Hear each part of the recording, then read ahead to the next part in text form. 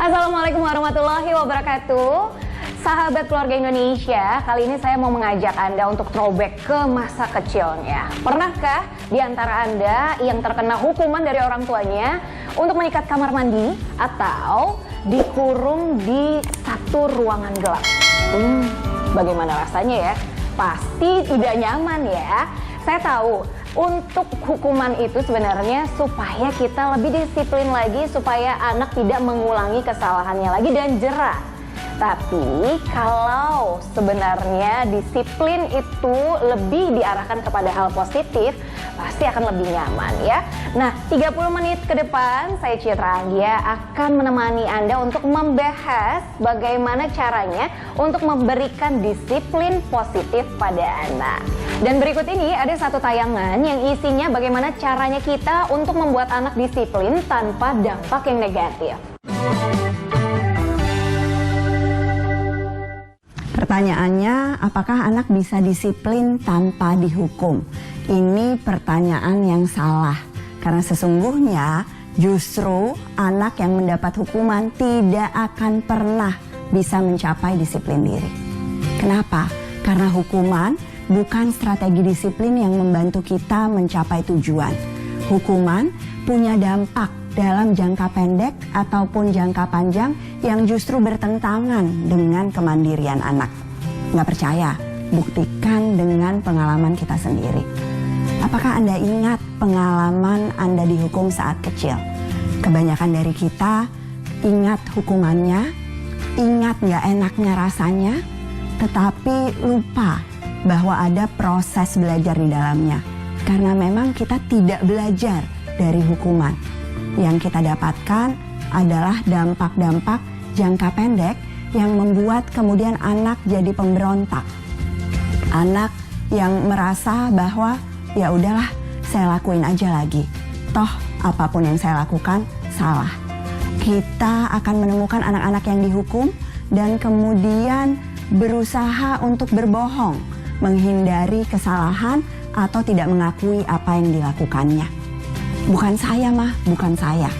Itu kata yang paling sering dikatakan oleh anak walaupun sudah jelas-jelas dia yang melakukannya. Anak-anak yang terbiasa untuk dihukum akan menjadi anak-anak yang lebih banyak menyendiri dan menolak untuk berkomunikasi. Akan jadi anak-anak yang tumbuh dengan ketakutan dan penuh kekhawatiran, penuh dengan rasa bersalah dalam jangka panjang.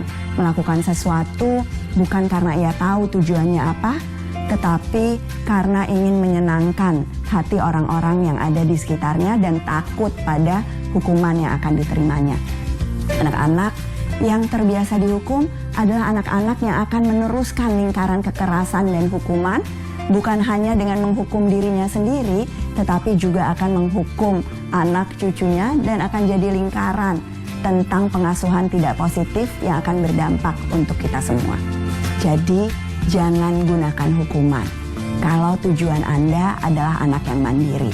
Kalau tujuan Anda hanya anak yang berhenti melakukan kenakalan untuk 1-2 jam saja atau 1-2 hari saja, maka lakukan hukuman. Tetapi kalau tujuan kita adalah kemandirian jangka panjang, gunakan cara-cara disiplin positif yang betul-betul menumbuhkan anak-anak yang penuh kesadaran.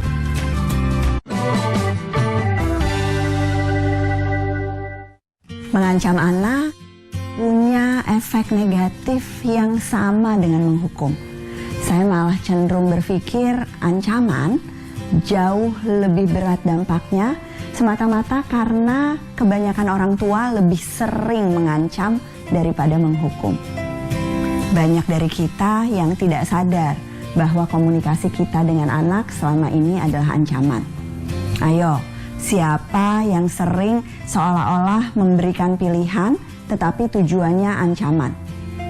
Diem atau ibu turunkan di pinggir jalan? Apakah betul ada pilihan itu? Apakah Anda tega betul-betul meninggalkan anak atau hanya mengancam agar anak berhenti melakukan sesuatu? Ancaman-ancaman seperti ini lama-lama akan semakin tidak mempan. Kenapa? Karena anak tahu bahwa Anda hanya memberikan ancaman kosong yang tidak mungkin dilakukan. Sesuatu yang seolah-olah pilihan sebetulnya bukan pilihan, tetapi lampiasan kemarahan. Apalagi contohnya, ancaman paling sering muncul dalam bentuk sarkasme. Ya sih, memang pasti ya, kamu itu udah capek-capek belanja, capek-capek masak, capek-capek nyiapin di meja makan. Padahal anaknya bingung mendengar curhatan ibunya. Diakhiri kemudian dengan ancaman, nanti kamu rasain ya kalau ibu tidak masakin kamu lagi. Sarkasme seperti itu menunjukkan kualitas komunikasi yang buruk. Dan pada akhirnya, begitu anak sudah mulai menginjak masa menjelang remaja, dia akan membalas sarkasme Anda dengan ungkapan-ungkapan sarkas yang lebih menyakitkan hati dari apa yang sudah kita lakukan kepadanya. Ada lagi orang tua yang tidak merasa mengancam anaknya, padahal sebetulnya mengancam pada saat mengajukan pertanyaan-pertanyaan retoris. Gimana kalau kupingnya copot? Kamu bayangkan kalau jadi seperti anak-anak miskin yang ada di Afrika. Pertanyaan-pertanyaan yang seringkali pada saat kita refleksikan membuat kita geli, tetapi sebetulnya bukti dari komunikasi yang tidak efektif. Pertanyaan retoris seringkali adalah nasihat berlebihan yang dibungkus dan tujuan kita membuat anak berpikir. Padahal sebetulnya yang muncul adalah ketidakpedulian dari anak. Yang seringkali membuat saya agak sedih adalah orang tua dengan intensi yang baik sekali berusaha berkomunikasi tetapi tidak sadar bahwa yang dilakukannya adalah memberikan ancaman. Contoh lagi ya, orang tua yang memberikan label pada anaknya. Aku tahu sih, memang gak gampang ya jadi pemberani. Naik prosotan itu memang susah. Itu bukan empati. Itu adalah label yang membuat anak kemudian melabel dirinya sendiri bahwa dia bukan anak pemberani. Ada juga orang tua yang memberikan peringatan pada anaknya tetapi melakukannya secara berlebihan. Anak melihatnya sebagai ancaman. Hati-hati ya bahwa gelasnya nanti jatuh. Yang terdengar oleh anak adalah jangan pernah coba-coba membawa gelas itu sendiri karena kamu belum mampu melakukannya. Berbeda kan dengan intensi orang tuanya? Karena itu kita harus selalu berhati-hati saat berkomunikasi dan sebetulnya melihat ke diri kita sendiri. Apakah komunikasi yang sudah kita lakukan efektif? Ada satu bentuk ancaman lagi, menyalahkan dan menuduh, yang mungkin juga masih sering kita lakukan pada saat misalnya kita menyalahkan anak yang lebih besar atau anak yang lebih kecil dalam perselisihan. Pasti nih, adik gangguin kakak melulu.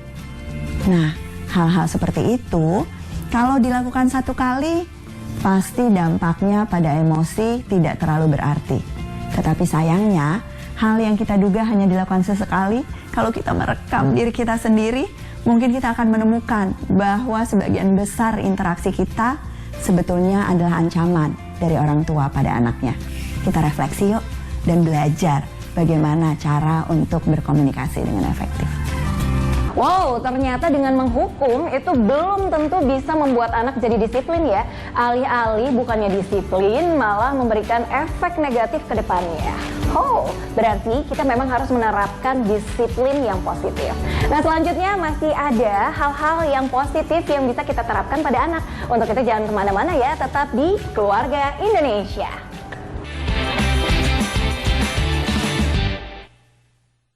Ya, terima kasih Anda tetap bersama kami tentunya di Keluarga Indonesia. Nah, masih membahas mengenai disiplin positif ya sahabat Keluarga Indonesia.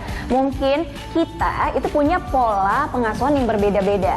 Ada yang memberikan hal disiplin yang sangat keras tapi malah menjadikan efek yang negatif pada anak. Ada juga yang memberikan kebebasan pada anaknya tapi kesannya tidak tegas. Lantas harus seperti apa ya supaya membuat anak disiplin tapi tetap positif? Nah, pas banget nih, kita lihat bareng-bareng yuk berikut tayangannya.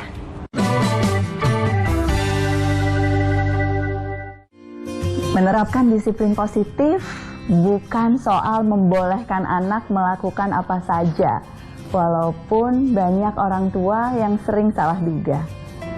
Menerapkan disiplin positif berarti memberikan batasan. juga memberikan struktur dan rutinitas dalam kehidupan anak.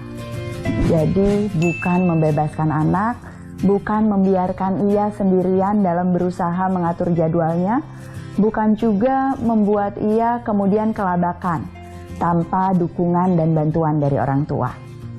Disiplin positif butuh kesepakatan dan peraturan yang dijalankan dengan konsisten dan pengendalian emosi yang baik. Yang lebih penting lagi, disiplin positif butuh rutinitas. Rutinitas dalam bentuk jadwal, dalam bentuk kebiasaan baik yang ditumbuhkan, dalam bentuk teladan-teladan yang diberikan oleh orang tua adalah sesuatu yang sangat dibutuhkan anak sepanjang tahap perkembangannya, terutama di usia dini. Kenapa di usia dini? Karena kita ingin anak mendapat contoh dari perilaku-perilaku yang ditumbuhkan di keluarga setiap hari. Kita ingin dia mendapatkan pengalaman-pengalaman positif di mana dia bisa mengendalikan dunianya karena dia bisa memprediksi apa yang akan terjadi pada hari-harinya. Anak-anak yang sejak usia dini dibiasakan dengan rutinitas adalah anak-anak yang terus siap untuk mandiri di tahap-tahap berikutnya dari perkembangannya. Karena itu, biasakan ada struktur-struktur tertentu, jadwal-jadwal tertentu, kesepakatan-kesepakatan tertentu yang dijalankan oleh orang tua bersama anak setiap harinya. Terlebih lagi kalau anak kita punya temperamen bawaan yang butuh bantuan lebih untuk bisa mengurangi dirinya.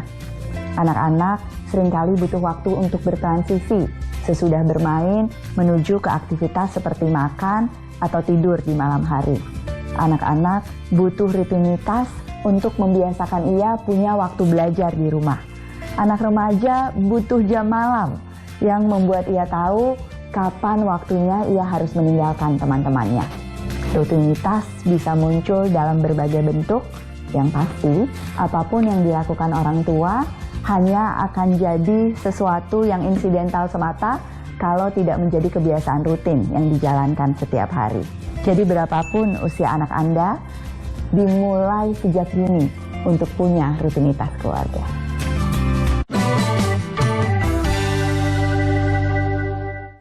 Disiplin positif dimulai dari orang tua yang ingin berubah. Kenapa ingin berubah? Karena kita tahu bahwa cara-cara yang selama ini kita gunakan dengan hukuman, dengan ancaman, dengan sogokan, dengan peraturan-peraturan yang satu arah, dengan nasihat-nasihat yang berlebihan adalah cara-cara yang sudah terbukti tidak mempan. Pada saat sudah ada keinginan untuk berubah, maka yang pertama perlu diubah adalah paradigma. Salah satu yang paling sulit pada saat menerapkan disiplin positif adalah berusaha melihat anak kita sendiri dengan lebih positif. Saya bertemu banyak sekali orang tua yang melihat anak sebagai sumber masalah, yang melihat bahwa apapun yang dilakukan anak itu karena ia ingin membuat hidup orang tuanya susah, yang melihat bahwa anak itu musuh bukan sekutu.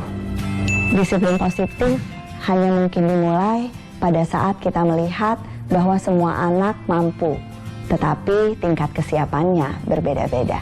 Disiplin positif hanya bisa kita praktekkan pada saat kita melihat bahwa apapun yang dinyatakan anak, apapun kesalahan yang dilakukannya, sebetulnya adalah tanda apa yang dia butuhkan dan tanda dukungan seperti apa yang perlu kita berikan. Karena itu, saya seringkali menolak pada saat orang tua langsung bertanya tentang strategi.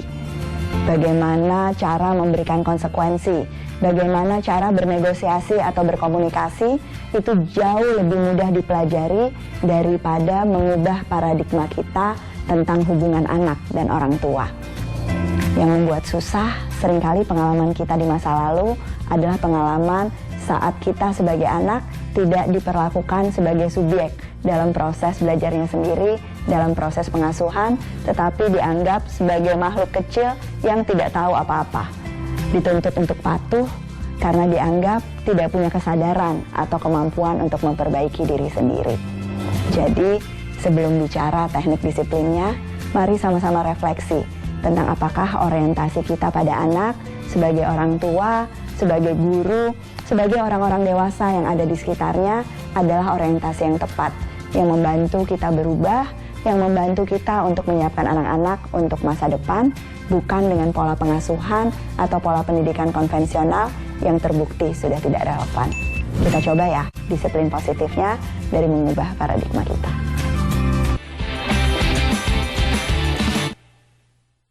Kembali lagi di Keluarga Indonesia bersama saya Citra Anggia. Nah, kalau tadi kita sudah membahas mengenai disiplin positif, sekarang saya ingin bertanya pada Anda.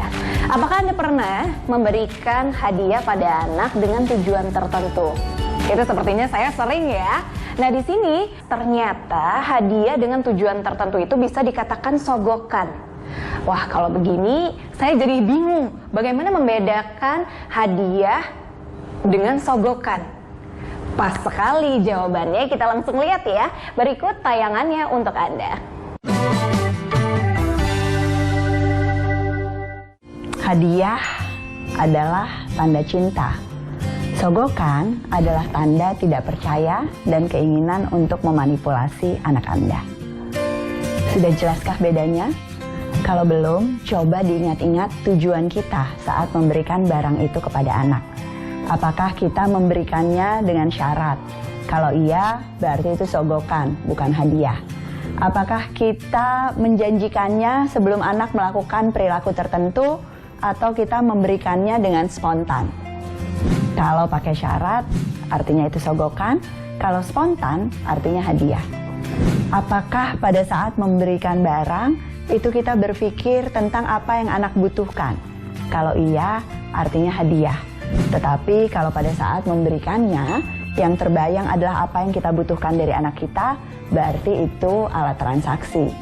Alat untuk memanipulasi alias sogokan kepada anak kita. Banyak orang tua yang seringkali bingung, apakah boleh memberikan hadiah pada anaknya.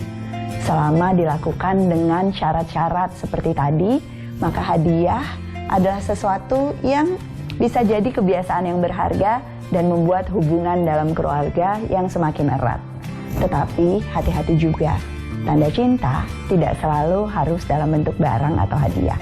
Anak-anak butuh tanda-tanda cinta yang lain dari kita. Mereka butuh dukungan, kalimat-kalimat yang positif.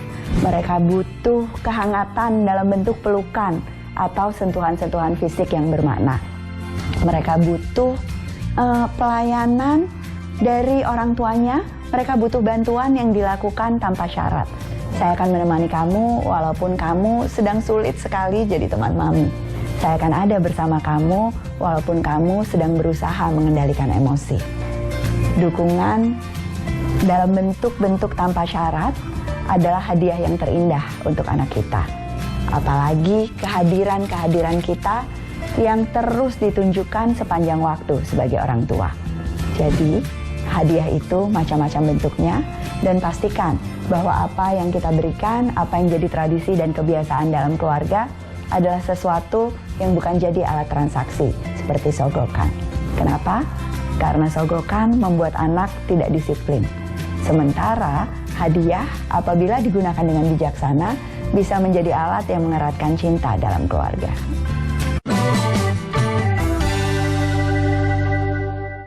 Jadi orang tua, jadi pendidik, kita selalu punya pilihan.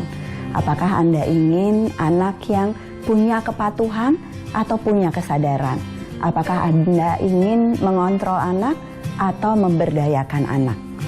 Kalau tujuannya kesadaran, kalau tujuannya anak yang berdaya, maka disiplin positif caranya.